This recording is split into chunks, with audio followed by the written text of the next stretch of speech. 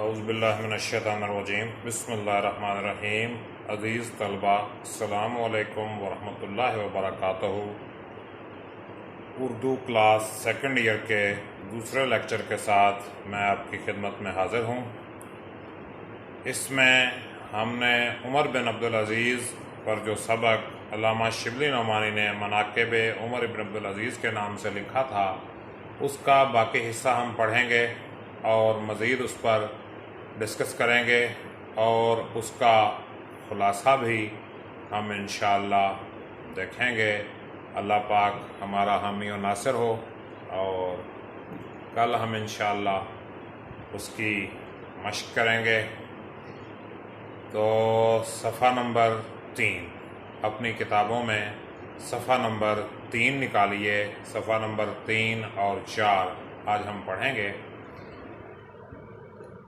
عمر بن عبدالعزیز کو تمام خاندان میں ابن سلیمان سے بہت محبت تھی، یعنی ابن سلیمان نام کا جو بندہ تھا اس سے بہت پیار کرتے تھے۔ وہ اپنی جاگیر کی سند لے کر آئے، یعنی اپنا اسٹامپ پیپر رجسٹری جو بھی ہوتی ہے وہ لے آئے کہ میری زمین آپ کیوں چھینتے ہیں؟ فرمایا پہلے یہ زمین کس کے قبضے میں تھی؟ بولے کہ حجاج کے۔ حجاج بن یوسف ثقفی یہ بنی امیہ کی طرف سے عراق کا گورنر تھا۔ اسی نے محمد بن قاسم کو سندھ پر حملہ کرنے کے لیے بھیجا، اور کہا جاتا ہے کہ قرآن مجید پر اعراب بھی اسی نے لگوائے۔ بہرحال یہ اپنے وقت کا ایک ظالم ترین انسان تھا، اور کئی لاکھ لوگوں کو اس نے قتل کیا اور کچھ کو کرایا۔ تو وہ پوچھتا ہے کہ پہلے یہ زمین کس کے قبضے میں تھی؟ بولے کہ حجاج کے۔ فرمایا تو حجاج کی اولاد کا حق ہے، تم کون ہوتے ہو؟ ابن سلیمان نے کہا دراصل اصل میں یہ زمین عام مسلمانوں کی تھی، یعنی یہ جو زمین آپ مجھ سے واپس لے رہے ہیں یہ عام مسلمانوں کی تھی۔ حجاج بن یوسف نے عام مسلمانوں سے چھین کر مجھے دے دی، اور میں اس کو لے رہا ہوں۔ عمر بن عبدالعزیز نے کہا تو عام مسلمانوں کو ملنی چاہیے۔ ابن سلیمان رونے لگے۔ مزاحم نے کہا امیر المومنین، آپ ابن سلیمان کے ساتھ یہ برتاؤ کرتے ہیں؟ برتاؤ کا مطلب سلوک۔ فرمایا ہاں، میں ابن سلیمان کو اپنے بیٹے کے برابر چاہتا ہوں، لیکن میں خود اپنے نفس کے ساتھ یہی برتاؤ کرتا ہوں۔ نفس کا مطلب اپنے آپ کے ساتھ بھی میں یہی سلوک کرتا ہوں، میرا یہی سلوک ہے اپنے ساتھ۔ بنو امیہ کے دفتر اعمال میں سب سے زیادہ قوم کو برباد کرنے والا یہ واقعہ ہے کہ انہوں نے آزادی اور حق گوئی کا استیصال کر دیا تھا۔ دفتر اعمال کا جو ریکارڈ ہے، کاموں کا جو ریکارڈ ہے، اس میں سب سے زیادہ قوم کو برباد کرنے والا یہ واقعہ ہے کہ انہوں نے آزادی اور حق گوئی کا مطلب سچ کہنا کا استیصال کر دیا تھا۔ استیصال کا مطلب ہے خاتمہ کر دیا تھا، انہیں ختم کر دیا تھا۔ عبد الملک نے تخت پر بیٹھ کر حکم دیا تھا کہ کوئی شخص میری کسی بات پر روک ٹوک نہ کرنے پائے۔ روک ٹوک کا مطلب سمجھانا، روکنا، اور جو شخص ایسا کرے گا سزا پائے گا۔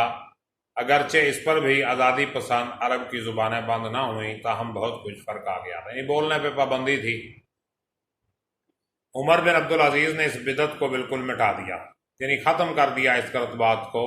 دو نہایت متدین اور راست باز، متدین کہتے ہیں دیندار کو، اور راست باز کہتے ہیں سچے کو۔ دو نہایت متدین اور راست باز شخص اس کام پر مقرر کیے کہ عدالت کے وقت ان کے پاس موجود رہیں، اور ان سے جو غلطی سرزد ہو فوراً ٹوک دیں۔ ٹوک دیں کا معنی روک دیں۔ ان کے اس طرز عمل سے لوگوں کو عام طور پر جرأت ہو گئی تھی، اور لوگ نہایت بے باکی سے، بے باکی کا مطلب دلیری سے، لوگ نہایت بے باکی سے ان کے اقوال و افعال پر نکتہ چینی کرتے تھے۔ نکتہ چینی کا مطلب اعتراض کرتے تھے۔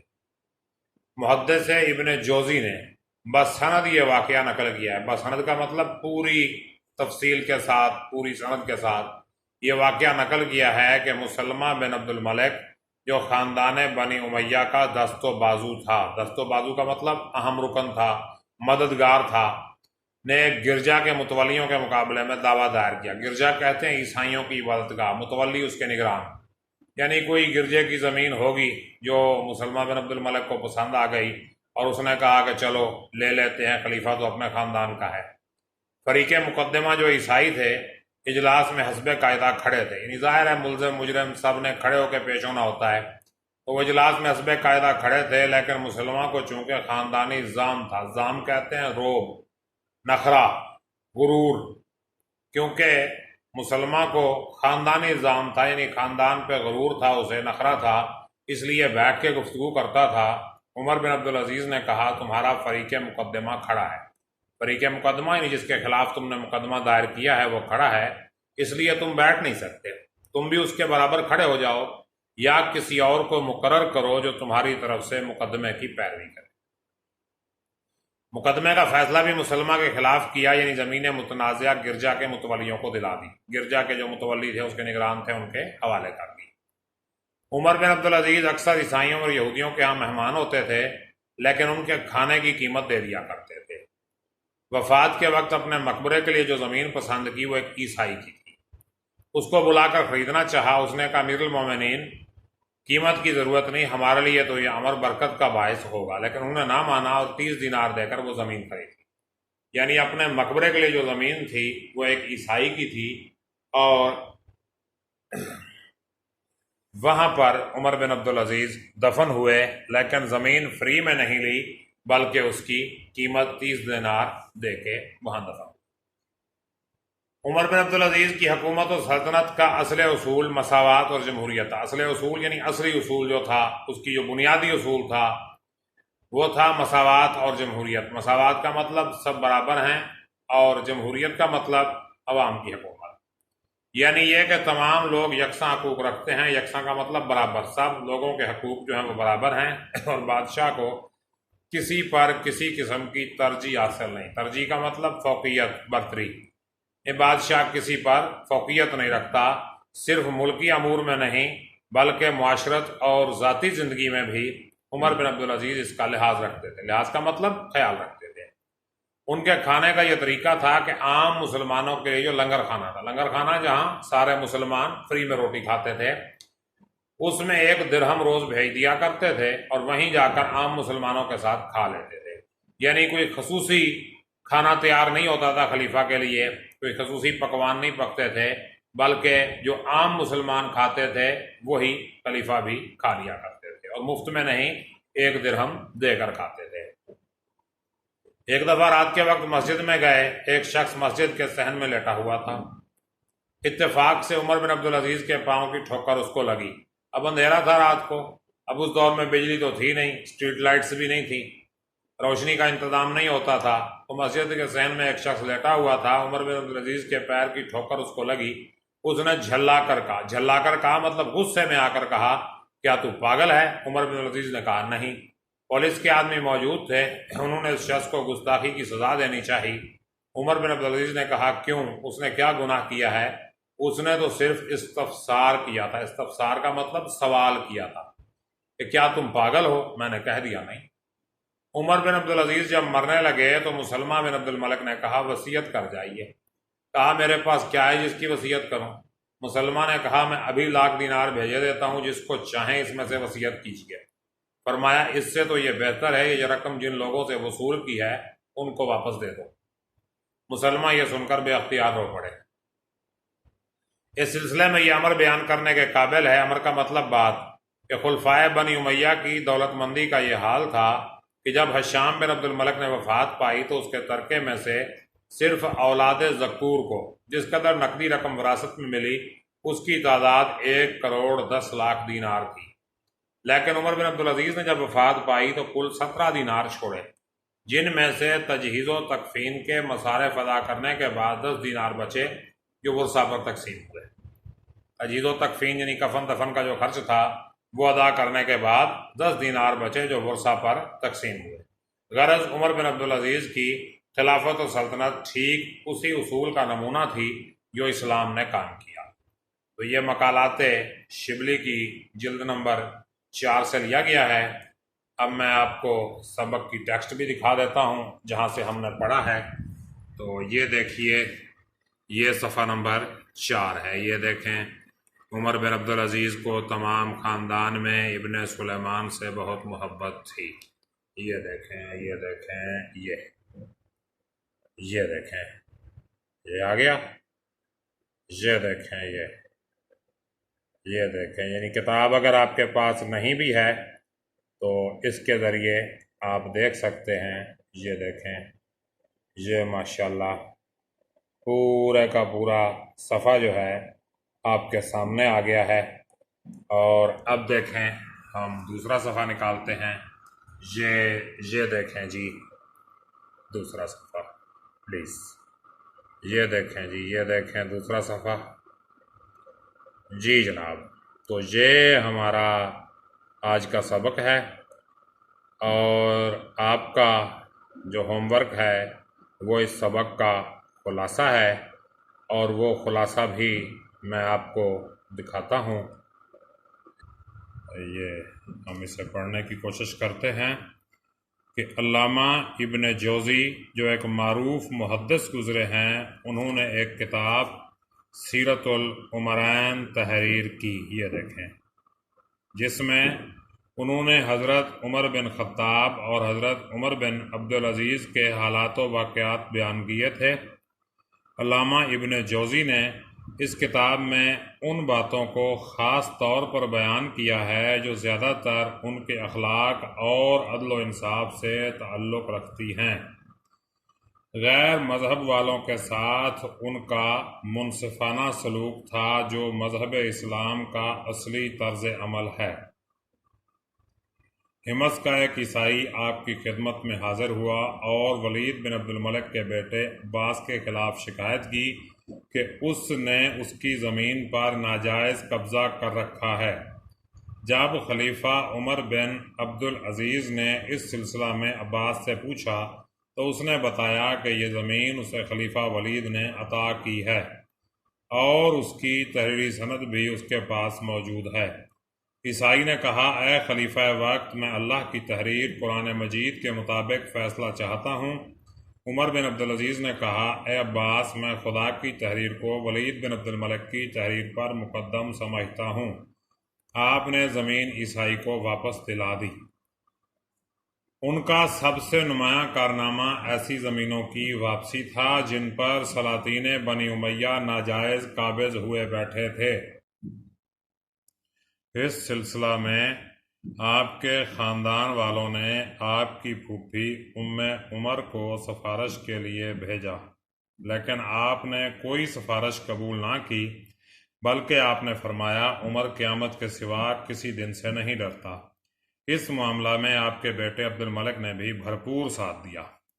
جاگیروں کے معاملات میں آپ نے 3 بڑے عالموں سے بھی رائے طلب کی۔ اس کے علاوہ آپ نے اپنے قابل اعتماد غلام مزاحم سے بھی اس سلسلے میں مشورہ کیا، تو اس نے رائے دی کہ آپ کے بچے زیادہ ہیں، ان کی بھی فکر کرنی چاہیے، لیکن آپ نے اس کا مشورہ تسلیم نہ کیا۔ اپنے بیٹے کے کہنے پر مسجد میں لوگوں کو جمع کیا، تمام جاگیروں سے دستبرداری کا اعلان کیا، اپنی جاگیروں کی دستاویزات کو کینچی سے کتر کتر کر پھینک دیا۔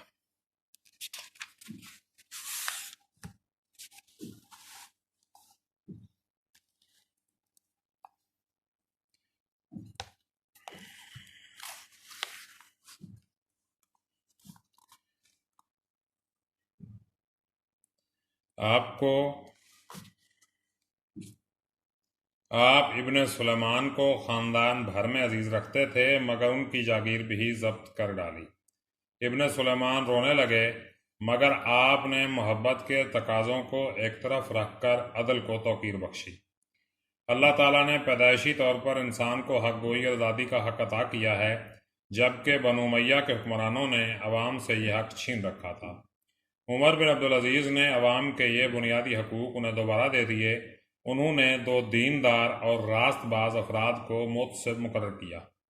محتسب مینز ادا حساب لینے والے، کہ عدالت کے اوقات میں خلیفہ وقت کو غلط فیصلے پر ٹوک دیا کریں۔ اس طرح سے لوگوں میں بھی حق گوئی، جرأت اور بے خوفی کے جذبات پھر سے بیدار ہو گئے۔